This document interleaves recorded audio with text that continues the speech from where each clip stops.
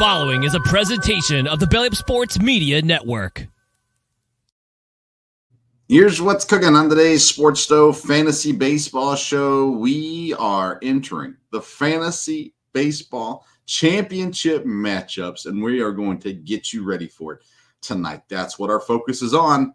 And, of course, we'll talk the Council Curse. Why not?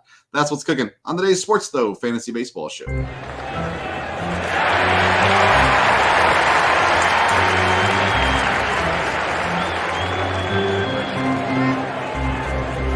Play ball!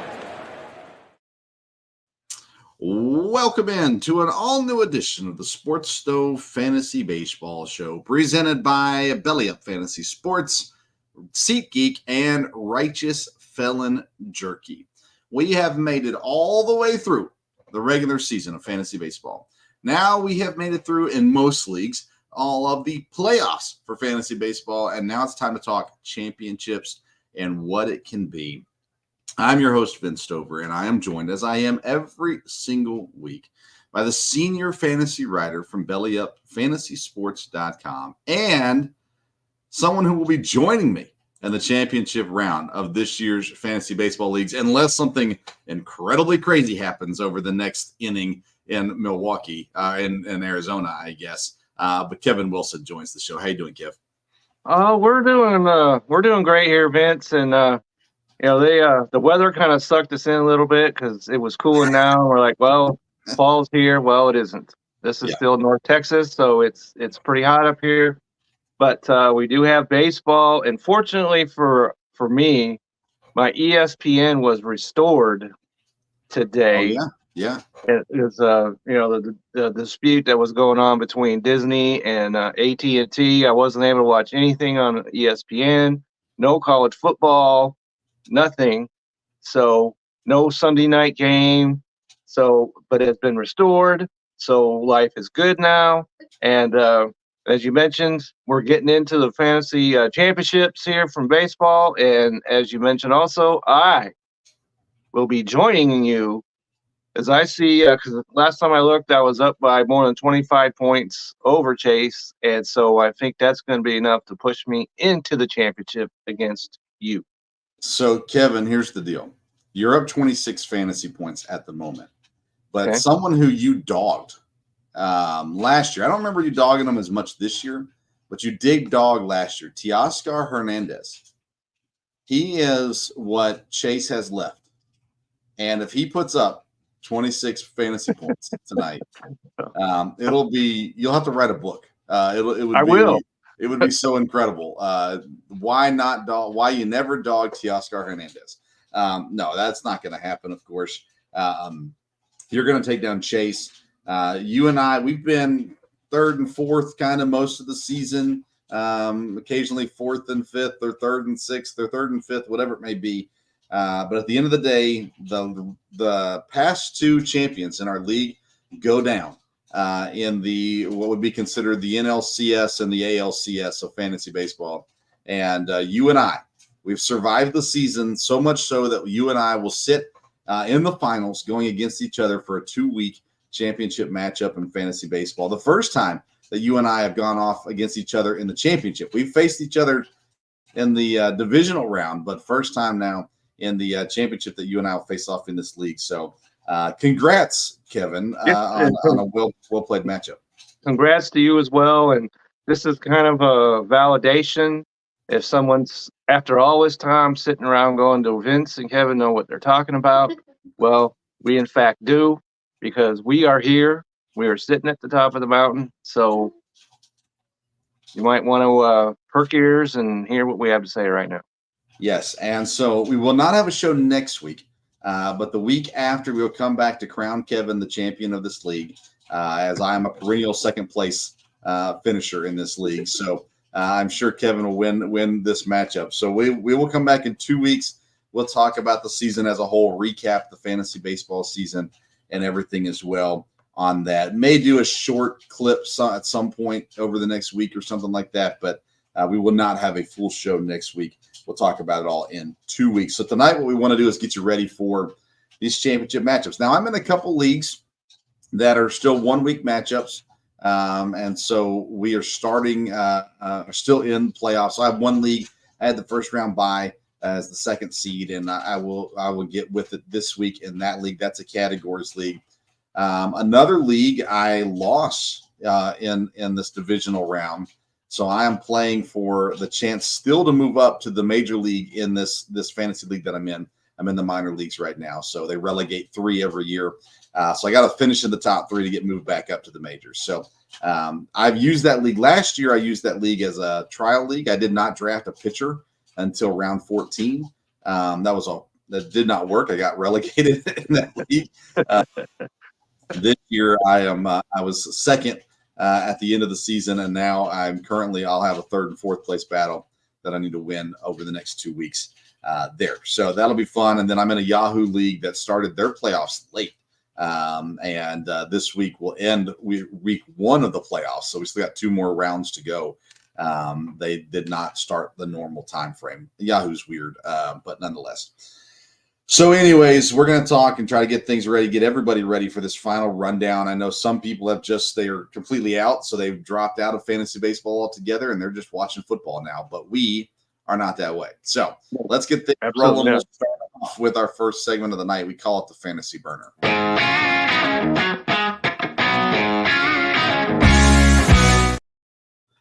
Our Fantasy Burner segment is presented by SeatGeek. Maybe you're going to go check out a Major League Baseball playoff game. Well, you can get your tickets at SeatGeek.com. If you use the code BellyUpSports, you're going to get $20 off your purchase. Again, SeatGeek.com. The code is BellyUpSports. All right, Kevin, what we're going to start off with today are the call-ups as of late and some guys that maybe could help out your fantasy team that have been called up recently. I can't say that I look at any of these guys and go, they're must-gets. If you're in a dynasty league, there might be some guys there, but generally speaking, to close out this run, these are probably more so guys you're going to keep an eye on versus you're going to rush out and get this week for your matchup in your fantasy championship league. At least that's my thought on it. Kevin, what's your thought?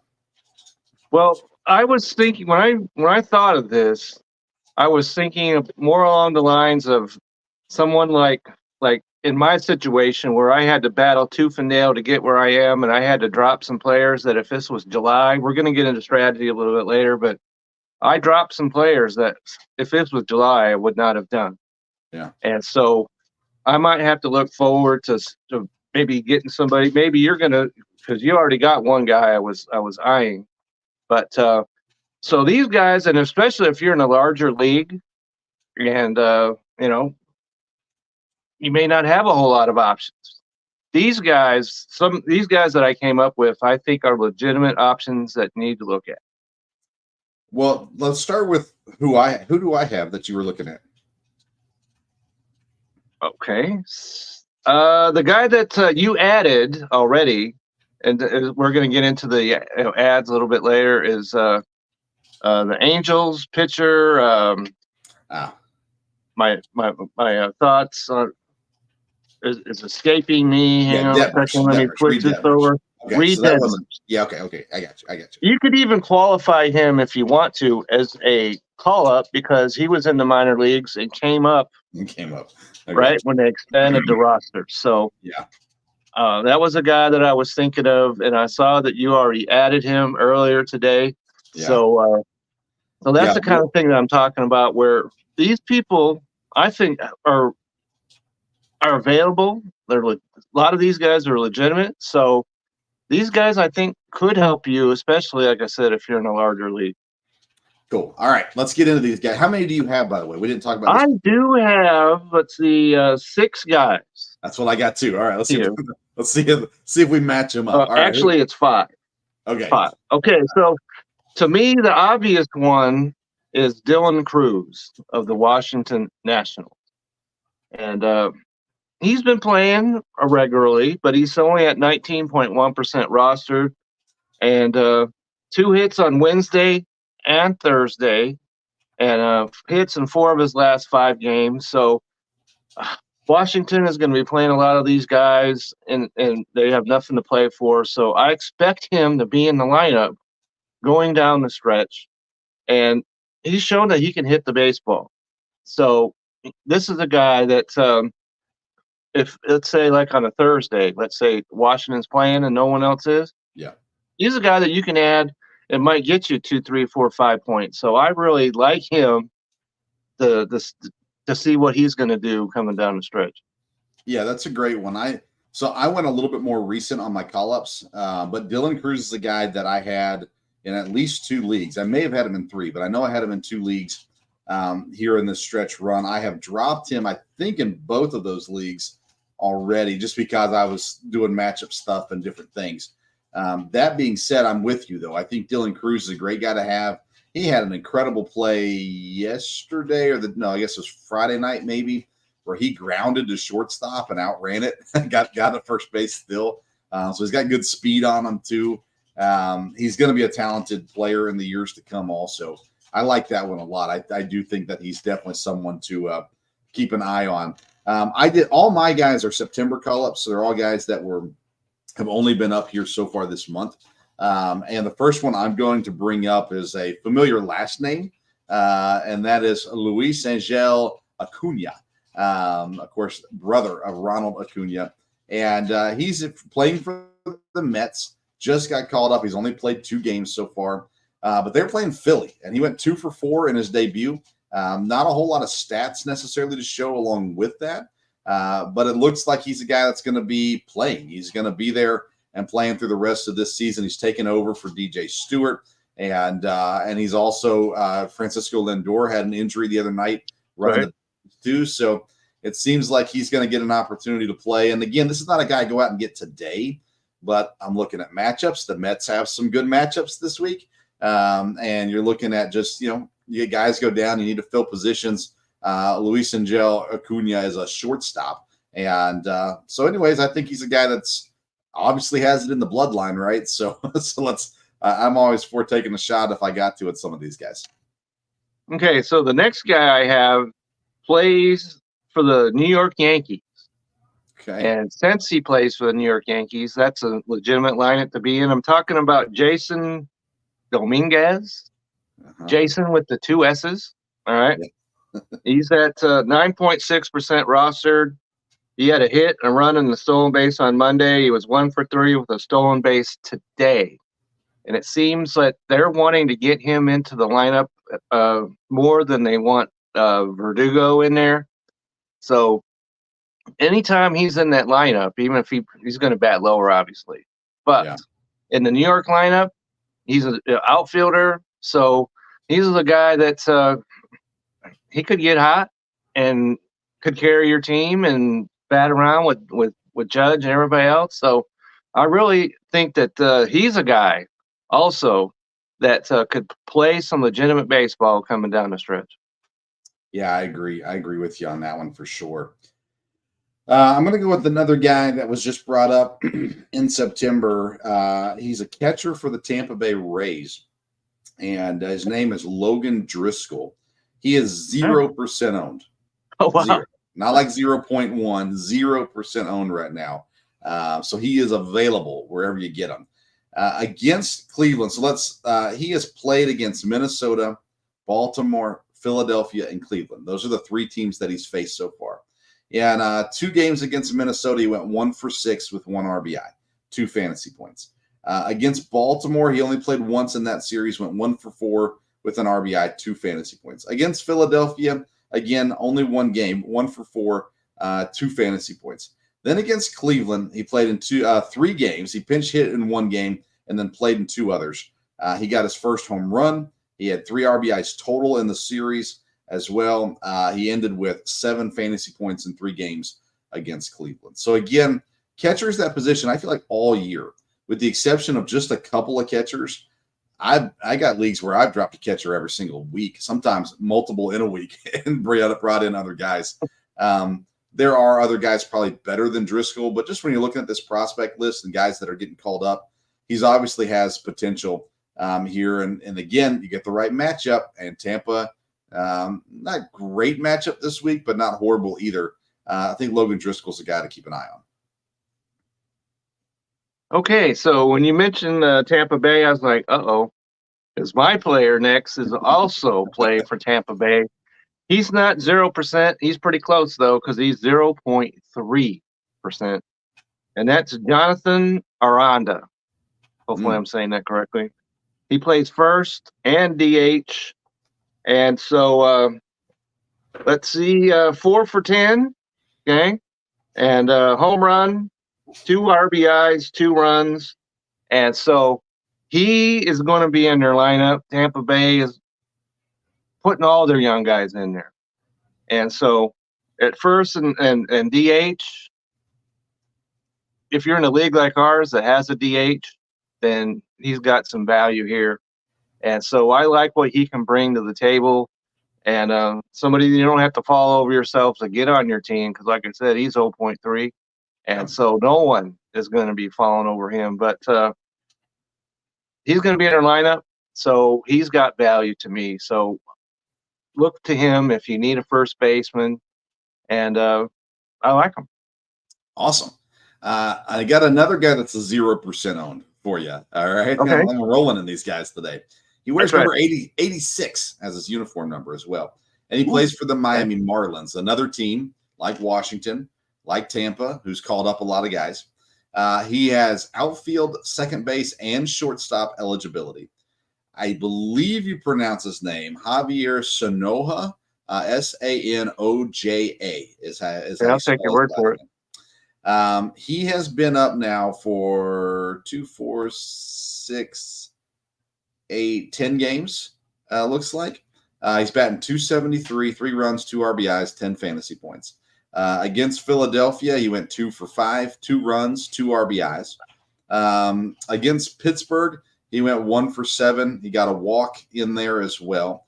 And then against Washington, which is a 4-game series for them this week, he went 3 for 10 with a run and a couple walks in there as well. So, again, not necessarily tearing it up, but a lot of positional eligibility. And depending on how your league works, if you got guys that are fighting for positions below you and they're making waiver claims too, you might have to go a little deeper.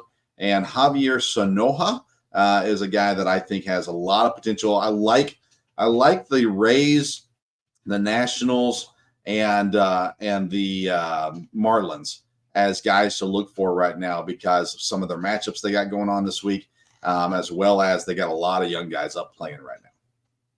All right, so I have a guy that's next up that has multi-position eligibility, plays for the your hated St. Louis Cardinals, and that's Thomas Sagassi. I'm going to go with. All right.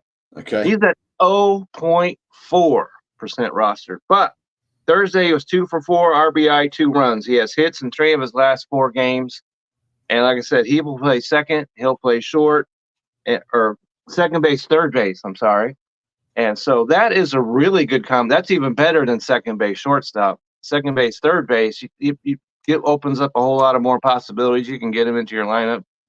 And so he's swinging the bat pretty well, looks like, for them. And St. Louis has nothing, as most teams, all teams, other than Milwaukee in that Central Division, have nothing to play for. So they're going to have him in that lineup. So if you're looking for a second or third baseman and all the other guys are in the dugout or not playing, he's a guy I would look to.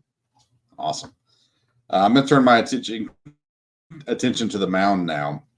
Okay. This is a guy, he may not get another start this season, but if he doesn't, I think the Red Sox are crazy. So far, he's pitched in 2 games. In his debut, he faced the White Sox. He went 5.2 innings. He allowed 6 hits, but 0 earned runs, only 1 walk, 2 strikeouts, 12 fantasy points. You say, not bad for a debut. Well, then Tanner Houck went down. Richard Fitz, by the way, is who I'm talking about. Tanner Houck goes down, so they need Fitz to pitch again. Well, who does he face? None other than the New York Yankees. He goes 5 innings, allows only 2 hits, 3 walks, 2 strikeouts, 12 fantasy points. So you have a guy who made his debut. He's pitched 10.2 innings, allowed 0 earned runs, and he may not get another start, even though he faced up against the mighty Yankees and didn't allow a single run against them. I don't understand why you wouldn't leave him up and find out, even if he's in the bullpen, find a spot for him up there. So Richard Fitz, is up for Boston Red Sox, starting pitcher. And again, they've got Tampa this week. So if he does get another run, that's who you're looking at. So anyways, I like Richard Fitts. And if not for this year, put him on your list for next year, because when he comes up, he looks like he can stick around. All right. So I'm going to go to the mound as well on this last one. And his name is Rhett with 2 T's. Okay. Louder. Pitches for Cincinnati. Yeah. 7.8% rostered. And this is what he's done since he's called up in the month of September. On the 5th against Houston, 6.1 innings. No runs, 4 hits. Walked 3, struck out 4. And then 15 fantasy points. Then on the 10th against St. Louis, 5 innings, no runs, 5 hits, struck out 3, walked none, 18 fantasy points. So today, 5 and a third innings, 3 runs, 6 hits, struck out 5, walked 1. So he has pitched 3 games in the month of September and has pitched into the 6th in he pitched 5 innings in the 1 start. But other than that, he's pitched in the 6 innings and 2 out of 3 starts against Houston of no less. So he's a guy that you want to make sure he's going to be starting. And when I was looking into this, they've got him in their rotation. So, and Cincinnati's starting pitchers I was seeing are doing outstanding. Where was this earlier in the year? We don't know.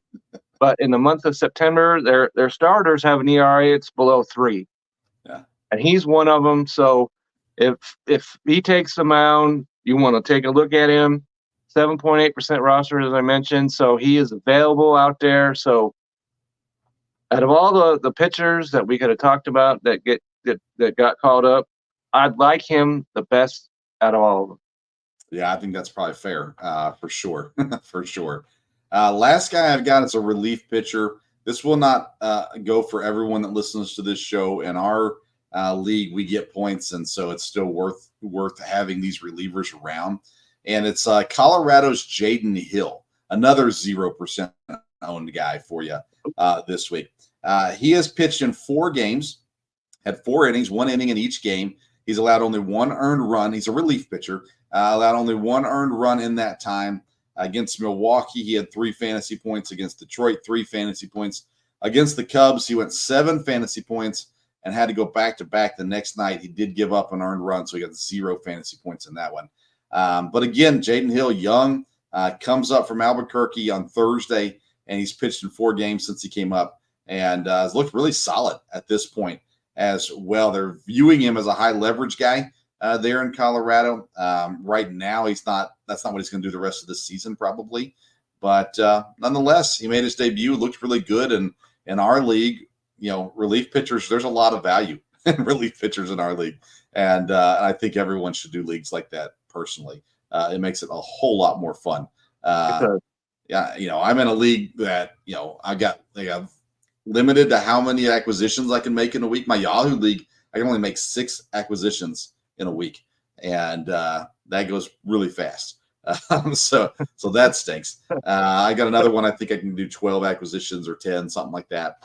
I like our league. I like the flexibility we have to go out, be aggressive, find ways to win, and relief pitchers do that for us for sure. So those are the call-ups. We're going to talk more about some strategy and more pitchers here in segment 3 in just a few minutes. But a reminder, if you're going to a game or a concert or anything that you need to buy a ticket for, go to SeatGeek.com. Use the code BellyUpSports. You're going to get $20 off your purchase. All right, Kevin, we good to move on to segment number 2? All right, it's the call to the pin.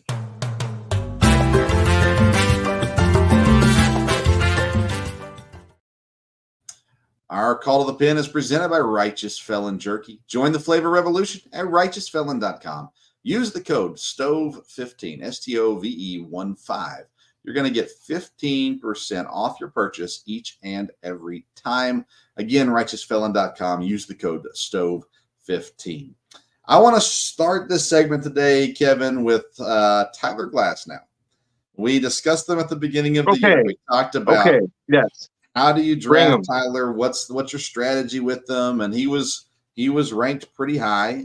He was drafted pretty high in leagues. And at the beginning of the year, it looked like a great idea.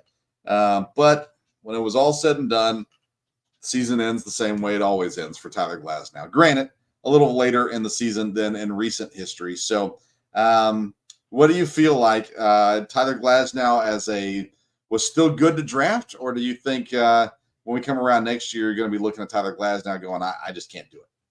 Well, I think that it'll be the same. I'm suspecting between the two of us because, I'm a Dodger guy. I always admit that straight up front. But even I had reservations, the same ones that you had, because his innings weren't very high career-wise. Right. And he didn't get much past that this year. As soon as All-Star break came around, I said, okay, Tyler Glasnow, I'm ready to board the station. Well, guess what? It broke down at the station and they tried it again. It broke down. And then he was going to make a simulated game, and his nope, can't do that. So now they're saying he's out probably for the rest of the year. So I have no confidence in him whatsoever going into next year. And the only way I would take him if he dropped significantly. But when it comes to guys like this, somebody always is willing to take a shot. And just like with Mike Trout, someone's going to say, hey, he's going to be, the pitcher and Cy Young Award winner, whatever. And he's going to go off the board way earlier than I'm willing to take a shot at him. So that's just a little insight going into next year. But right now, I wouldn't want anything to do with him next year either. Yeah, I'm with you. So he was drafted 29th in our league. My dad took him at 29. He did pitch more innings than he has ever in his career this year. Well, if he went over 120, that's more innings than he's ever had in his life. So that's not saying anything. He went 134. He had 22 starts. He had 21 last year, 22 this year. Before that, his highest was 14 back in 2021. He went 9-6, so that's not great. His ERA was average, 3.49 ERA in there. His strikeout ratio was good, but it was as low as it's been. Man, it was the lowest it's been since 2018 when he got traded from Pittsburgh to Tampa. So his strikeout ratio actually wasn't good compared to at least his normal stats. He's 30. He'll be 31 next season. Coming in, he's had injuries every single year. Like, he's got loads of talent. I couldn't draft him. Like, when I come into next season, I can't draft him. At the end of the day, again, if he falls to some crazy low number, then that's one thing. But he's not going to. He's always going to get drafted, and he's got the talent. There's no denying that he has the talent. But he's, in my opinion, undraftable next season. I feel bad for him. He's a phenomenal pitcher. And we've seen guys, it's not a Dodger thing, but we saw Walker Buehler and how his fall off has been since his injury. Maybe next year, Shohei's pitching again, which that's another conversation. I don't think he should, personally. I think they should just keep him at DH, and maybe you move him to the pen. Maybe you move him to a closer role. Think about John Smoltz and the career he had as a closer at the end of his career that extended his career by years. I don't know. Maybe the Dodgers look at that, moving Shohei to the pen and maybe not pitching him consistently. Even I don't know how that works health wise and things like that too. But Shohei has proven he's just fine. He's going to contribute plenty being a DH. I don't know. That's the way I would do it. I don't know. Thoughts on that? You're a Dodger guy. What do you think? Well, I don't know if you heard this, but Dave Roberts brought up the potential that Shohei Ohtani might pitch in this postseason. Oh my! No, I did not hear that. So I think that idea is completely out. That's craziness right there. Yeah, I wouldn't try to do that, but he will certainly take the mound next year. I think he wants to be a starter, And if they want, the good thing about this is because they changed that rule, because he can be the DH and not start, or even if he does start, or however, they don't need to take him out of DH if he not pitching. Pitches. Okay. So if he could be the DH for 8 innings and come in as a closer, that would work. So, but I think that they're going to try him as a starter. That's what he wants, I believe. So, but the Dodgers, they need anything and everything, because their entire their starting staff is in the ambulance right now. So, I want to have confidence in them going in the playoffs, but I don't, because I don't see them getting any kind of pitching. They gave up 10 runs yesterday to the Atlanta Braves, and the Atlanta Braves that have been having a hard time hitting the baseball. That's not good. So, they've got the lead in their division, and they're going to make the playoffs. But those of us that are Dodger fans, don't get too high up on the horse, because it's a long way down. Yeah, I agree. I agree for sure. All right, let's move on to the Council Curse. Let's get this in. We'll have a Council Curse again in our closing episodes, but let's talk Council Curse.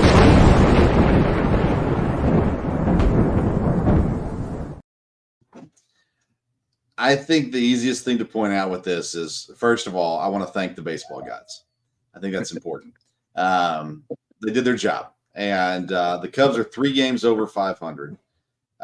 You go and you look at Milwaukee, who is 13 games over 500.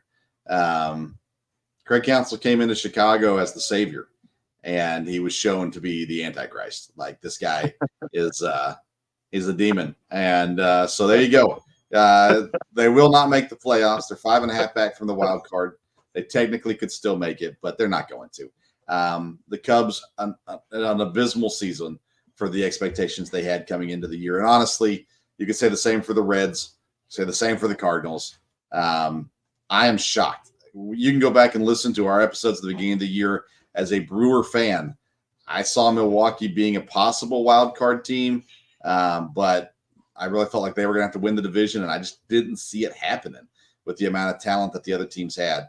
And Milwaukee has dominated pretty much all season in this NL Central. So Craig Counsell went and ruined the Cubs, and I'm here for it every single day. Okay, so I knew this was coming, so I did a little research. Okay. And because the Cubs, as you know, played the Dodgers this past week. Mm-hmm. All right. So and the Yankees before that. So they won 3 of those games, 3 games in a row. So the Cub faithful can start to board the train and saying, "Hey, the Cubs, all right, let's do it. Let's make this playoff run." Okay, so then they lost their next 3 games, okay, and gave up 25 runs while doing so. So if you're going to give up 25 runs in a 3 games, that's not good, obviously. So there's not their offense doesn't match their pitching, and the pitching, when it's going, doesn't match the offense. So it's funny how as you mentioned, the baseball, sitting there looking down and sitting there saying, "Okay, we're going to play with this, a little bit right here," and then the next thing you know, Cubs are right back in the mire. So it's been interesting to see how this season has played out for them. And even though I grew up about 40 miles from that stadium, I've been there many times, but I don't classify myself as a Cubs fan. Much in where I went to high school, my high school mates were saying, "Kevin, what are you doing?" But so I've never been a Cubs guy, so I was interested to see what was going to happen when he came there as the manager. But this is it's a disappointment no matter which way you look at it. They're probably going to finish with their winning record, but is that what you brought him in there for? I don't think it is. Well, I mean, Milwaukee's Pat Murphy's probably going to be manager of the year. I mean, what he's done in Milwaukee has been phenomenal. Should be. Yeah. And so for Craig Counsell to leave and his replacement, who is a guy who's never been a head manager in the league before, steps in. Was he a janitor before he was the manager? I don't know. Maybe you know. That bad. No, it wasn't that bad. But he steps in and he takes his team to win the pennant. He's going to take them to the playoffs, hopefully make a deep run in the playoffs. They're a top 5 defensive team, which is shocking when you look at their pitching staff and who they have pitching for them this year, who they lost this year. If you go back 3 days ago, they were a top 3 defensive team, but they give up something like 18 runs to the Diamondbacks in the last 2 nights. So now they're a top 5 defensive team. I'm so incredibly impressed with what Milwaukee has done this year. Jackson Chourio has come on and played, and this last month for Jackson Chourio has been incredible. The things that he's doing as a rookie. Yelich goes down. He was having a good season. He goes down. They just keep on going. Hoskins, the big offseason addition, he's not been great, and they keep winning games. And so it's been impressive. The pitching staff has done incredible. Pat Murphy as the manager has been very, very good. And Milwaukee, I think, is at 5 or 4 as the magic number right now for the pennant. I think it's still at 5 for them after their loss today in extra innings. So impressed there. In the East, Philadelphia's got the division. The Braves have pulled back ahead of the Mets. The Mets have a week this week where they could make some damage and take advantage of their schedule this week. But they're on a 2-game losing streak. Braves on a 2-game winning streak. I'm still intrigued by how close this is because I don't look at the Mets and go, man, that's a really good team. I look at the Braves and go, man, they're depleted, but I still think they're better than the Mets. I'm interested, though. The Mets are going to be there. They're probably going to be there until the end, right? I think so. And I made the decision because, as you mentioned, I said some disparaging things against the Mets a couple of times. And so I thought, well, I'll put myself in Mets prison today. Okay. And I am actually wearing my Mets shirt that I got when I was at Citi Field years and years ago. So I apologize to the Mets for saying negative things about you, okay? But because they're right there. Yeah. And so it's unfortunate because they're playing the Phillies, right? Okay. And they play the Phillies again this weekend coming up. So they've got a shot at it. And that's all you can ask for. And so I said some things. I apologize. Like I said, Mets, you're right there. And so we'll just see how it works out. Yeah, I'm intrigued to see how it shakes down. We'll talk about them more in segment 3 as well. Dodgers, listen, they're only 3 games up on the Padres, but the Padres and the Diamondbacks don't seem to be threatening the Dodgers. Even though the Dodgers lost their last 2, Padres have won 3 straight. Their numbers are very, very similar offensively and defensively. It just seems like the Padres and Diamondbacks, they're going to be the wild card teams, and the Dodgers, even though they haven't run away with the division, they're going to win the division. That's at least the way I feel about it. Yeah, like I said, the only thing that's going to stop them is because they don't have a starting pitcher. And so once they get done with the Braves, they play again tomorrow. So we'll see how they're playing right now. And so that's interesting baseball. Those who want to tune into Sunday Night Football and whatever, don't forget, baseball is still out there. And so I'm looking forward to these next 2 weeks. There's going to be some great baseball to come. Well, we're getting to the best part of baseball season. Like, baseball playoffs are incredible. But listen to this rotation right now for the Dodgers. Jack Flaherty, who they brought in via trade. He's the number 3 starter, okay, but he's number 1 now, so that's not good. Yep. Walker Buehler, who has been rough this season, really rough. Yoshinobu Yamamoto, who started the season, we were like, oh my goodness, greatest pitcher ever. No, he's not. Not bad, but yeah, doesn't make you go, yeah, we got this in the bag. Bobby Miller, who I really, really like, but same thing. He's maybe your second best pitcher right now. He's number 5. Yeah, well, now he's number 4. Yeah, and that's true, but he's your ideal number 5 starter. Yes, and now Landon Knack steps in. He's a second-round draft pick back in 2020. he's older than Bobby Miller and Yoshinobu Yamamoto. And nonetheless, he's going to be in the rotation, it looks like, as of right now. And I'm pulling up his stats as we speak. Let's see here. This season, he's 2-4. He started 10 games. He's got a 3.70 ERA, which is not horrible. Yeah, you'll take that. His K per 9 rate's not great, 8.68. So not awesome there. But he made his debut this year. He was in AAA the last 2 seasons. And, is what it is, I suppose. So we'll see how he goes. Maybe that's a call-up we should have looked more at, Landon Knack, to see how that goes for him here in the playoffs. But, yeah, if you're the Dodgers right now going into the playoffs, you're looking at Philadelphia going, I'm not sure how we're going to do pitching-wise against them. And then you look at Milwaukee, who, again, I don't think they're scary like Philadelphia is. But, yeah, the Dodgers probably looking at this going, we're going to have to excel and over exceed expectation probably in the playoffs to end up where you want to end up at for sure. But like I said, Padres and Diamondbacks, they're pretty much locked in, and it's just Braves and Mets now fighting for that last wild card spot down there. In the American League, the Orioles are now 3 games back on the Yankees. Looks like the Yankees they're just a really good team. Let's just put it that way. And Baltimore's running out of gas, it seems like. At the wrong time. It sure is. They have not – their pitching has not done what it was supposed to do this year, and they need it to wake up for the playoffs. And if it does, they're incredibly dangerous. But they need their pitching to wake up for sure. Let's see here. Then Guardians, they play some interdivision games this week. They will they're 4 games up on the Royals and 6.5 up on the Twins.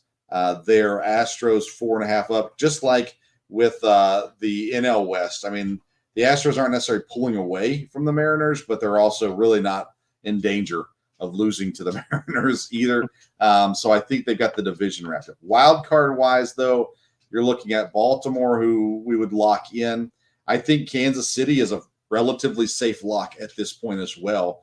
So then you got Minnesota, Detroit, and Seattle for the last spot. Detroit and Seattle 2.5 back from the Twins.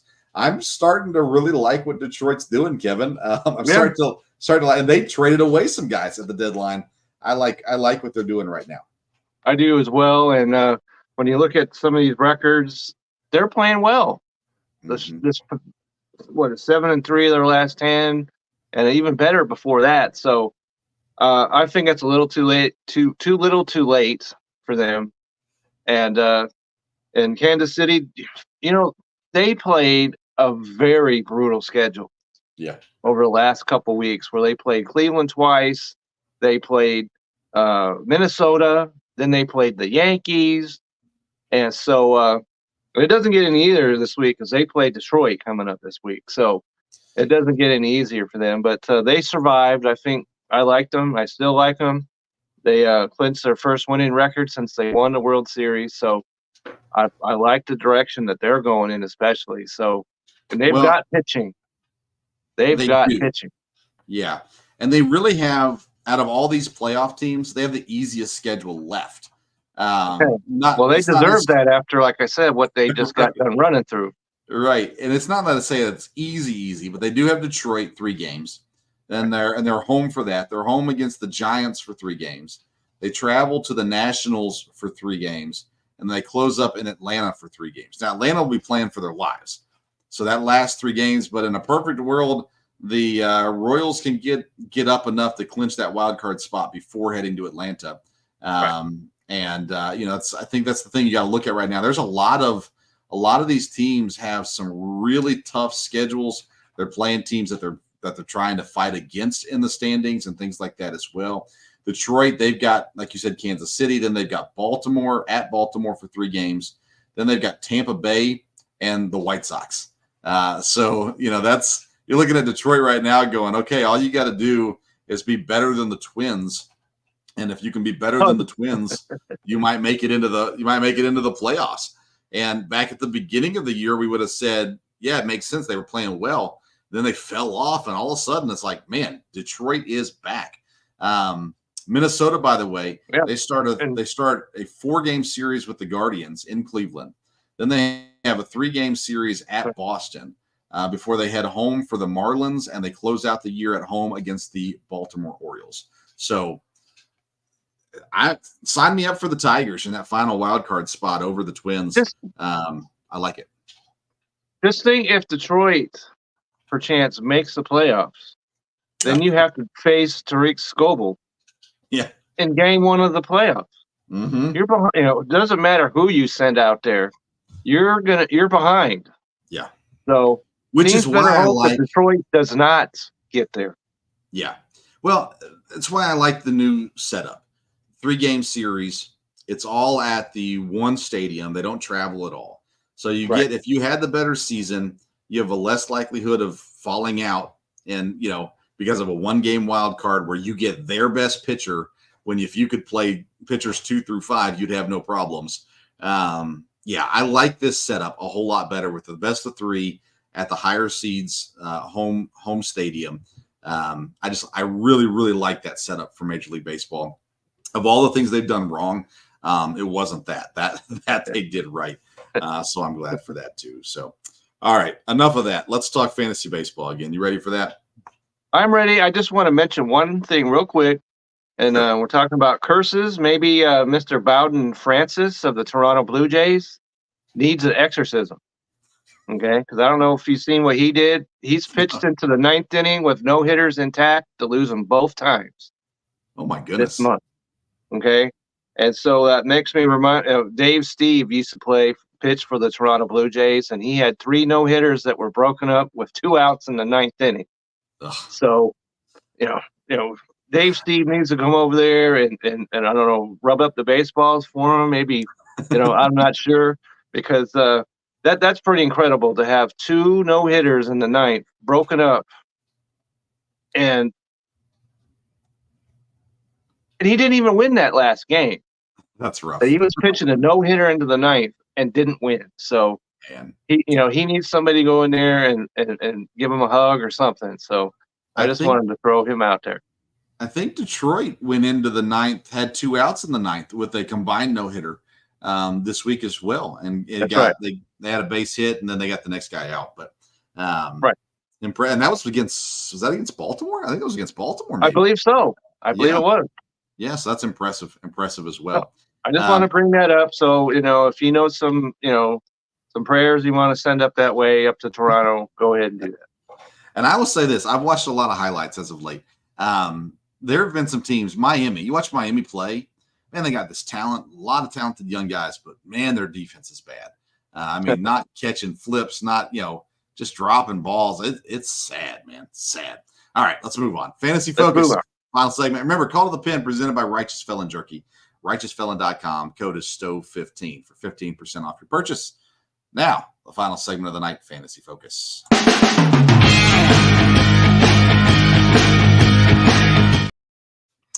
Fantasy Focus is presented by BellyUpFantasySports.com. Articles regarding fantasy football, fantasy baseball, hockey, basketball, whatever it is, you can find it at BellyUpFantasySports.com. And, of course, you can find all of Kevin Wilson's articles there. And shout out to the Belly Up family and their support of this program over the last few years, especially, is greatly appreciated.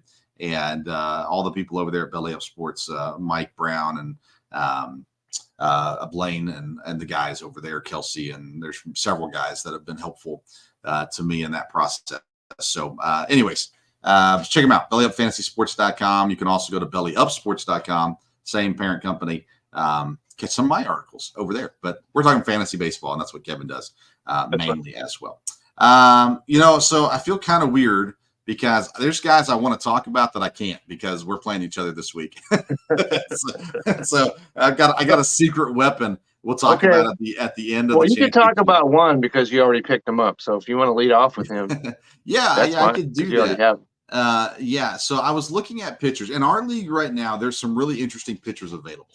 I pulled it up and was looking at the waiver wire, and was intrigued to see some guys that were sitting there. Let me see if they're still there. You may have went through and picked them up. Ranger Suarez is pitching tomorrow against Milwaukee. I like Ranger Suarez. I've got him on a couple rosters right now. He's I don't available. like the matchup. Yeah, I don't either, especially the amount of runs Milwaukee has put on Arizona these last 2 nights. That being said, I would not be shocked if Ranger Suarez goes in and pitches a no-hitter tomorrow night, because it just seems like Milwaukee's due for that. Anyway, so he's available right now. I looked at Nathan Eovaldi. He's not pitching tomorrow. He's pitching Tuesday against Toronto. Maybe we'll bring him up in a minute.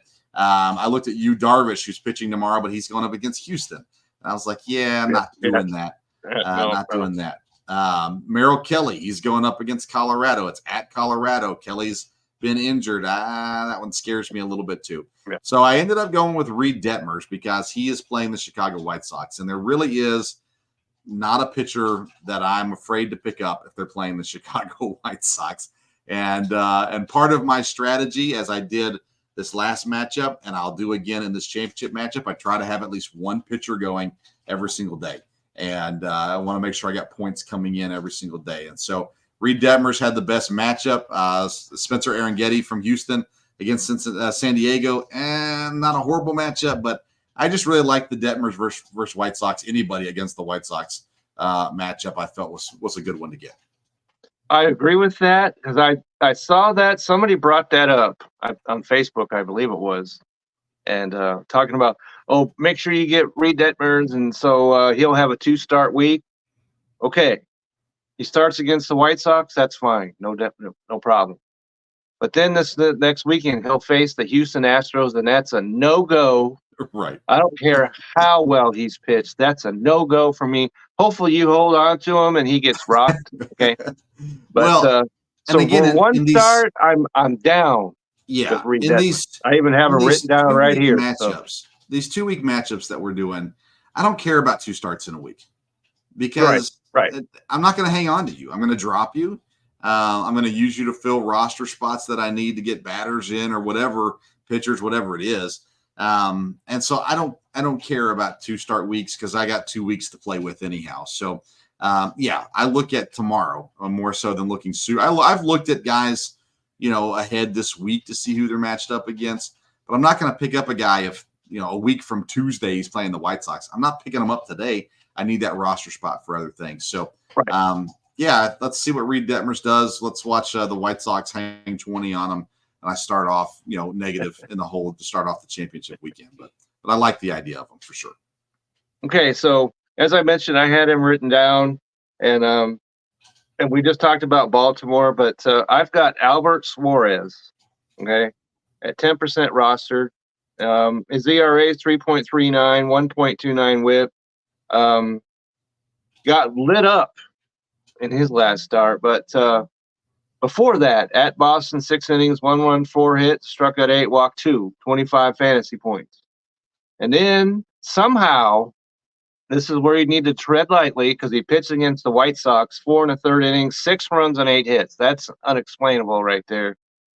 But then, besides that, he had 25 points against Boston. Take out the White Sox game, where he was -6. He's got 21, 12, and 23 and 25 fantasy points. At Boston, Tuesday versus San Francisco at home. And the Giants hitting ain't bringing it. So it's not a Monday start, but Tuesday is a pretty good place to start off with. And it worked out for me, because Chase added him only to get blitzed with -6 fantasy points, so that helped me out. But I'm willing to go back to the well based on whatever else he's done. So, and against San Francisco, I'm willing to give him a shot. Awesome. I'm going to give you 2 guys back to back on this one, Kev, and they're both New York Mets pitchers. Okay. And if you haven't figured it out, we're focusing on pitchers here for this championship run, because that's where you're going to make the most moves at throughout this championship run. Wednesday night, Jose Quintana will face off against the Washington Nationals. You talked about him the last show we did, I believe. He's been great against Philadelphia. In his last game, he went 7 innings, 4 strikeouts, no earned runs. In his last 4 games, he's only allowed 1 earned run.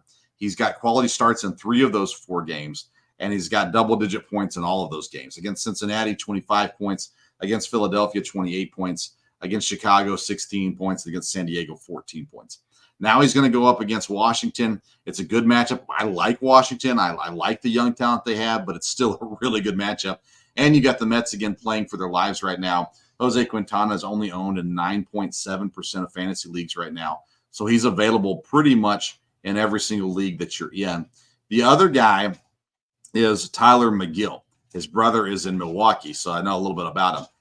Tyler McGill, he's only owned in 1.8% of leagues. He's going Tuesday against the Nationals. His last game was against Toronto, where he went 6 innings, 9 strikeouts, no earned runs, 25 fantasy points.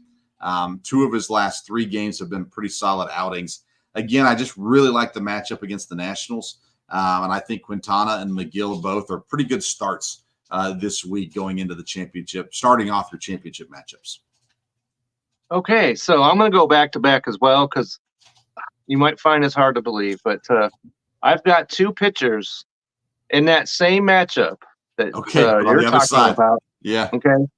So, and then they pitch for the Washington Nationals. Yeah. The first one I'm going to talk about is DJ Hers at 7.4% rostered, 4 wins, 3.70 ERA. He's a 5-inning pitcher. That's all you're going to get out of him. So just know that going in.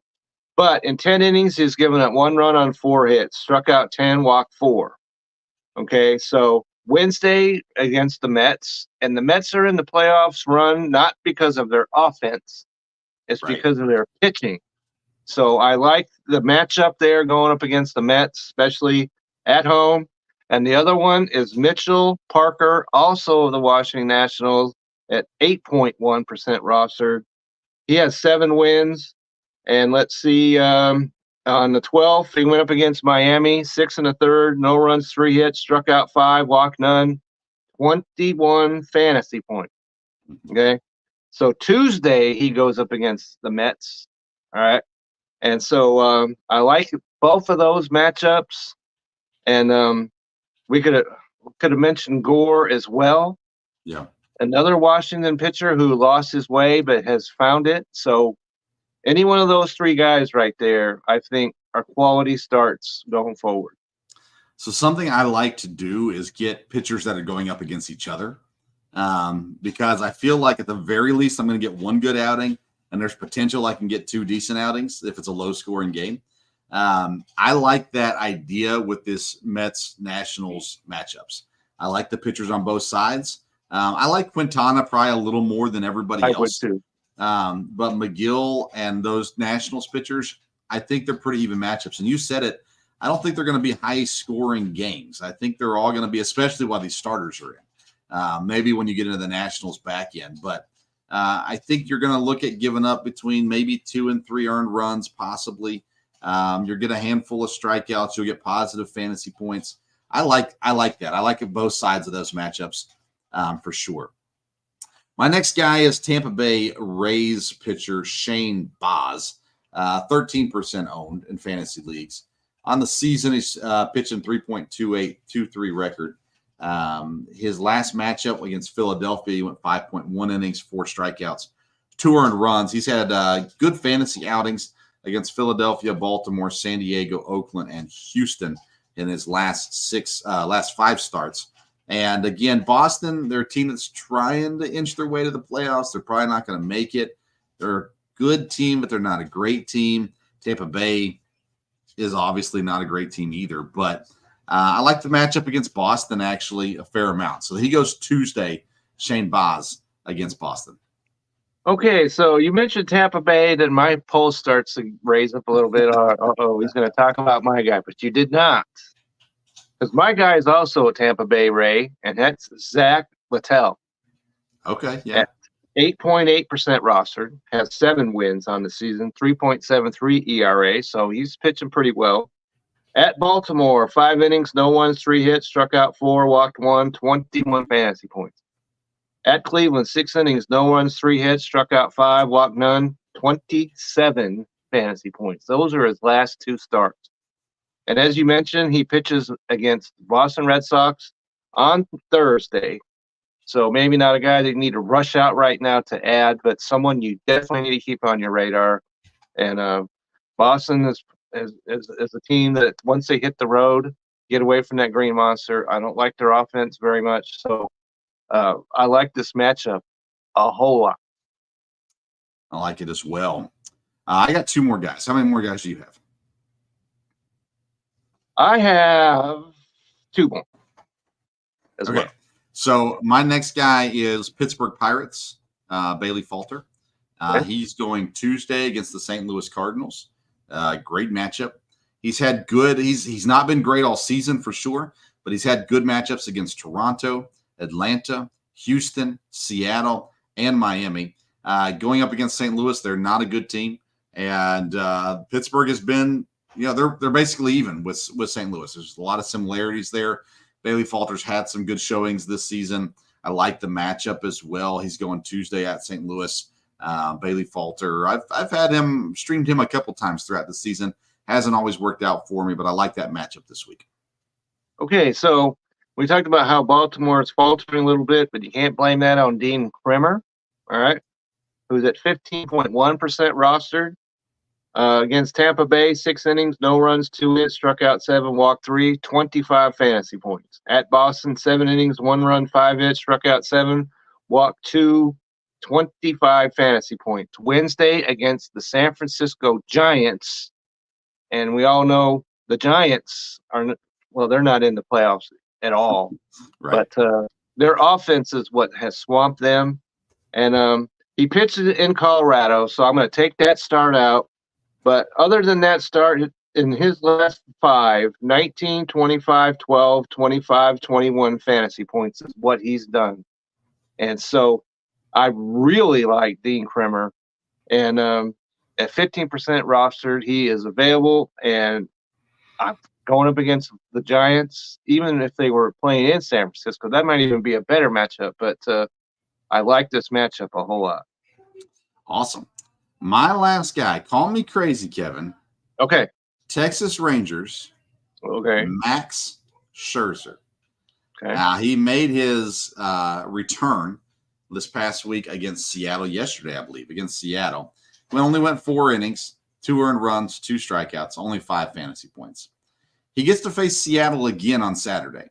A little extended rest, a full week of rest. I don't know if they're doing a 6-man rotation or what they're doing in Texas. I believe they are.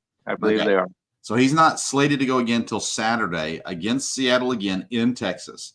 Now, we know Seattle doesn't score a lot of runs. We know Max Scherzer is a veteran of veterans. I mean, the guy is a sharp tack. So he's got 1 game under his belt. I expect him to go at least 5 innings, if not 6. I expect him to look a lot better than he did yesterday. And I think Max Scherzer is going to throw up one of those sneaky good playoff performances, a 16-pointer, maybe a 22-pointer, somewhere in that range against Seattle on Saturday. And I think we see Scherzer kind of show up and show off a little bit this coming Saturday. Okay, like that. And I'm going to go up against the curse right now. So I'm a little there's some trepidation right here, okay? But I'm talking about Jameson Taillon, okay? Yeah. At 22% roster, 10-8, 3.54. You'll take that, okay? Let's see. In his last 25 and 2/3 innings, 7 runs on 22 hits, 18 strikeouts, just 3 base on balls. He's pitched 6 and 2/3 innings, 7, 6, and 6 in his last 4 starts. 16, 21, 22, 17 fantasy points Thursday versus Washington at home. Okay, so we're picking on Washington hitters a lot in this segment. Yep. That's okay. They deserve to get picked on, all right? And so I like that matchup right there. Hopefully, the curse can, take a snooze that day or something like that. But at 22% roster means he's probably rostered more in Yahoo, so he may not be available. But if he is, I like that start. Awesome. All right, Kevin. Now here's the deal. You and I, we're facing off in the championship the next 2 weeks. Right. You correct me if I'm wrong. Your philosophy has always been have somebody in the lineup. We got several days throughout these next 2 weeks where there will be gaps. There will be games not being played. There will always be games being played too, but not every team playing. And so some gaps in the lineups. as well. I would assume, Kevin, you would advise people fill those lineups. Would that be true? That would be, for the most part, true. And especially if you've got guys, you don't need me to tell you this, but if you got somebody and he's not hitting, got to go. There's no love affairs right here. And if they're not playing, they're not hitting.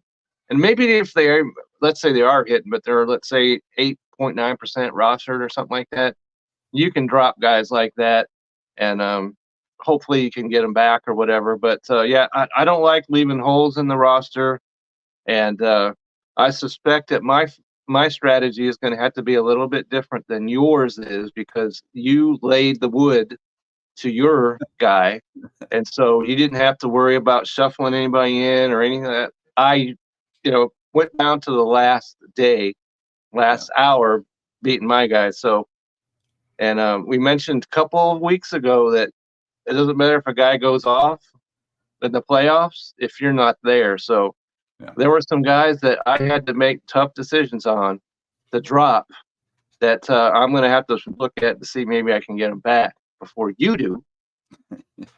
Okay. Yeah. So I think that's a little different than what you're going to be talking about. Yeah. I will admit, in the last series that I was against, I was going up against Dan D'Amico, who is a very good fantasy baseball player. Won the championship 2 years ago. He was top 2 or 3 in our league all season long, top 1 for a while. I made the decision I'm going to be aggressive early. I wanted to get a lead on him early. And so I was very aggressive early in the matchup. By the time we got done with the first week, I was winning by, 150 maybe already, something like that. And I like that. I like to have that lead where I'm not trying to chase somebody. Now, when you're chasing somebody, sometimes you get lucky and you're adding people that you wouldn't normally add, and they end up having big games, and it's great. For me, y'all stick with, we've talked a lot about this throughout the season, is just pitcher strategy. Obviously you want to use up all of your starts. I didn't have to last matchup. I was far enough ahead. I didn't have to worry about it. But I hit on some pitchers as well, guys that I picked up and the guys I already had, whatever from there. I think you mentioned it, Kevin. When we turn the page, when we get done with week number 1, anytime someone starts, well, maybe not if they start on Monday, but for the most part, after they start a game pitching, they get dropped. And it doesn't matter who they are. If they're not pitching again, they cannot be on my roster. I got to have him gone, and I've got to go pick somebody else up, whether it's a pitcher or an offensive player. Maybe I've got a guy I really don't want to drop, but he's in a little bit of a slump.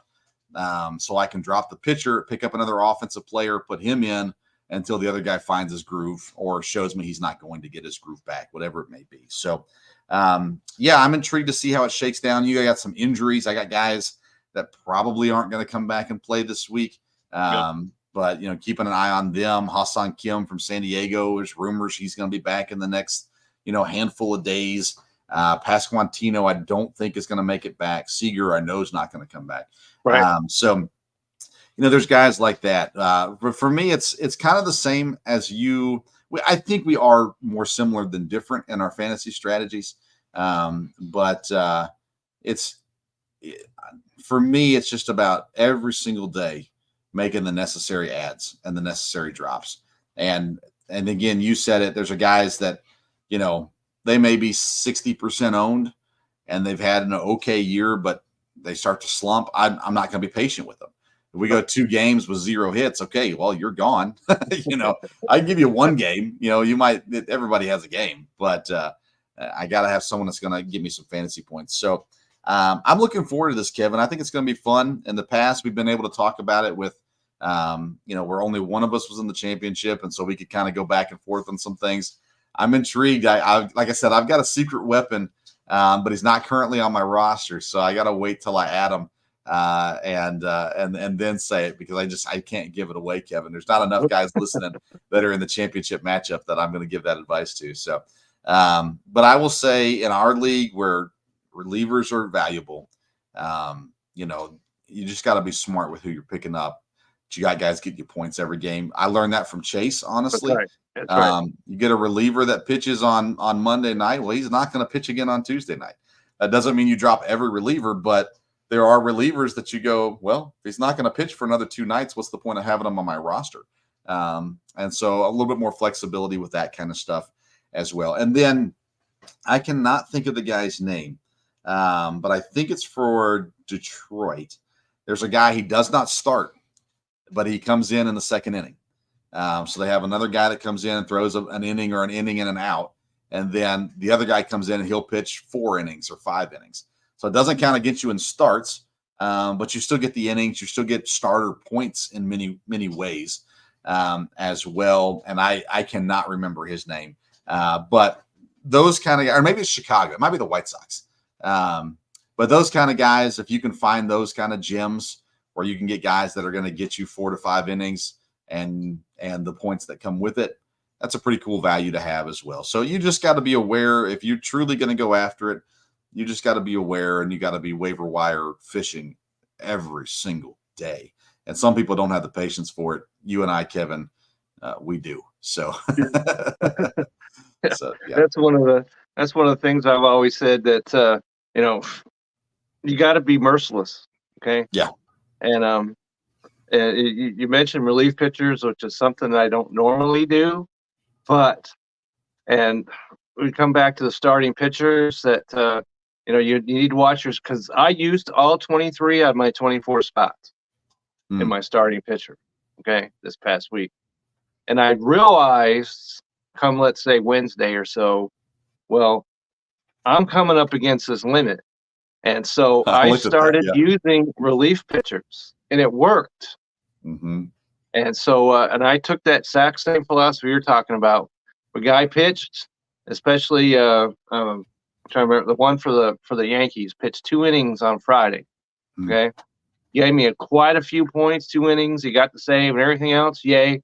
But he's not pitching Saturday. You got to go, dude. Right. And so I used that, and it worked out pretty well. So, and it's interesting because I read this thing that was in Facebook once again, where people are complaining about ESPN and how the fake pitcher limit is and everything else. And you can't be coming this far and not realize that is the rule. It's been that way ever since I started playing fantasy baseball. ESPN is not going to change that. Yeah. And so your league can take it off. It's a league manager decision. But right. I guess you could go in there, but you're certainly not going to do that now. Right. Right. Okay. Right. Yeah. And so we did not do that. I think that enters into your strategy, knowing that's. And Chase tried that against me. He had 5 starting pitchers going today. Okay. It didn't work. Yeah. But he tried it, and I knew that, and I was trying to do that a little bit, where I would add a guy and then drop him just before he was getting ready to start, so he couldn't use them. Yeah. And so that's the kind of thing that you need to think about. But don't complain now, and because you should have known this is the rule in ESPN. It is. You don't like it. That's too bad, because it's that way. It's going to be that way. You manipulate the rule, knowing about it, because Chase tried it. I've tried it in the past. I know you have too. Yeah. I used 3 starters today, even though I was at 23. Yeah. And so that's just got to be part of your strategy. Keep it below the limit, and then know if you need some, add them. Yeah. For Sunday. You got to be smart about it too. You got to know the matchups. Like you might have bad matchups on Sunday, so it's better for you to go ahead and use them up on Saturday, get the good pitchers in and whatever. But I mean, if you're in Hail Mary mode, yeah, you cannot hit your max before Sunday. No. And there was one, because I was going up against the playoffs in a different league I was in, and that happened to him. And he used up all his pitchers by Wednesday. Oh dude. Yeah. And so you're giving me the opportunity, and so I went and took him down most mercilessly, okay? Because he couldn't use any more starters. He was locked out. Yeah. And I've seen that. I did that one time when I first started playing. I didn't realize I was 12s. What does that mean? I don't know. Well, I learned that. Yeah. Because then all the rest of your pitchers are in red. I don't know if you've ever seen that. Yep. And that's what happens if you exceed that limit. All the pitchers are in red as starters. You can't use them. They won't let you do it. So that's got to be part of your strategy. You know that. Yeah, our first year of this league, me and Dan D'Amico were playing in the championship, and I miscounted my starters. And I had it all lined up. I had the guys added. I was going to make a run on them on Sunday, and I miscounted my starters, and I limited out on Saturday night. And so when I got to Sunday, I could not use the starters. I had no chance to beat them. It's a tricky game. You got to understand how ESPN or how your league works and make sure you're counting correctly. Kevin, I took a look at your matchup on Friday night, saw kind of where you are with your limits, and was wondering kind of what direction you would go on that as well. As I thought, oh man, he's getting tight. You weren't there yet. You didn't max out yet, but you were getting tighter, and he had a few more spots to use as well. And I was cheering for you because I'd already played Chase. And so I wanted to play you. So I'm excited about that one. So I went it up. I'm winning by 250 points. I only used 18 starts out of 24. I don't know. I took care of business early and often this matchup, which was nice. I didn't have much stress. You, on the other hand, you're still, looks like Chase, he went backwards for a brief time. He's back up now. So you're still 26 up on him. Teoscar Hernandez is not going off for 30 points. So he's 0 for 3, a walk and a strikeout. So I'm excited about it, Kev. It's going to be a lot of fun. It'll be a lot of fun in these next 2 weeks. It's going to be a lot of fun. And we will get to talk about it at length. Yeah. And so, because you and I, as you mentioned, have gone head to head twice in a row before this. And so we're used to it by now. Yeah. So the plan is in 2 weeks, we'll come back. We'll recap the fantasy baseball season. We'll look back at some of our preseason rankings and some other, some different players that overachieved and underachieved. We looked at some of that last week too, our last show as well. We'll recap our league and how it went down. And we'll talk about some of the players that did well this year, fantasy in our league that did well this year compared to past years. And we'll make fun of some people too. We're going to conclude the council curse because it does not carry over to next season. In my opinion, I don't believe it does. So we'll conclude the council curse as well. I'll reach out to Craig and see if he wants to come on the show and talk about that. I don't think he's going to want to. But nonetheless, we'll recap that, and then we'll give you news about next season because in a couple of months, it'll be time to start talking fantasy baseball again. So all that's coming up in 2 weeks, and you can catch us right here as well on the Sports Stove YouTube channel, the Belly Up Fantasy Facebook page as well from there. Kevin, what do you got going on this week? Well, I have dipped back into some fantasy football and predicted I don't want to say predicted, but my start sits for Thursday night I put out there. I think that's something that I'll be doing now that fantasy baseball is coming to a close. And so, but I do have a baseball article that's getting ready to come out this week that will follow some of the things that we talked about here. That'll be out probably most likely tomorrow. Okay. And so you can look forward to that. And I'm kind of bummed because Reddit has really, the Reddit users on Reddit have really supported me when it comes to fantasy baseball articles. And I have people showing up, by the thousands to read my stuff. So I appreciate those guys. And in fantasy football, hasn't really been that way, but so I appreciate everybody out there on Reddit that's been reading my stuff. I really do appreciate that because I get some good feedback and some feedback where you're just like, okay, I'm rejecting that entirely, but so I just want to appreciate those guys. And so you'll have an article to look for me tomorrow. So just be on the lookout. And you can always find me on X or Twitter or whatever at KWill, Kevin62, WILSCA. And SCA, Seattle, just throwing a little love out there, 2-0, okay? And so you got to like that. So there you go. Yeah, if only you could play the Broncos every week. Oh, boy. We are going to be, let's see here. I just did a show a couple hours ago.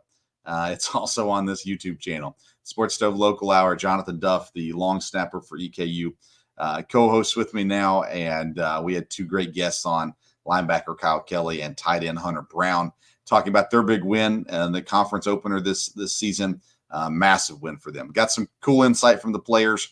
If you like college football, I think you'd like the show. It's about EKU, but you get some pretty cool insight from the student athletes. So go check that out. It's also available on the Sports Stove podcast, wherever you get your audio podcast too. Wednesday night, my dad will join me. We'll give week 3 NFL picks. We'll recap week 2. We'll talk some college football, some Major League Baseball as well. And then, like I said, next Sunday, me and Kevin won't be back. We'll be back in 2 weeks. So next Sunday, me and Jonathan Duff will be back doing Local Hour again. They're recapping Eastern Kentucky and Morehead State. So anyways, lots of stuff going on. Excited about the days ahead and our fantasy baseball coverage. It's been all season long. We started this back in January, I think. Or maybe it was February, right. First week in February. It was early. And so we appreciate you sticking around or joining in the middle, whenever it was that you came. And it's been a fun season. We'll recap it all in 2 weeks with the Sports Stove Fantasy Baseball Show. Conclusion of the 2024, I guess, what is it, 2023, 2024 season. So, no, 2024 season. It's all 2024. That's not football. So. Yes. So there you go. There it is. All right. Well, that's all I got. Let's hear. Thanks to Kevin tonight, of course, as always. Visit the sponsors, bellyupfantasysports.com, SeatGeek.com with the promo code BellyUpSports, and RighteousFelon.com with the promo code STOVE15. I'm Vince Stover. He's Kevin Wilson. Until next time, we'll see you around the Sports Stove.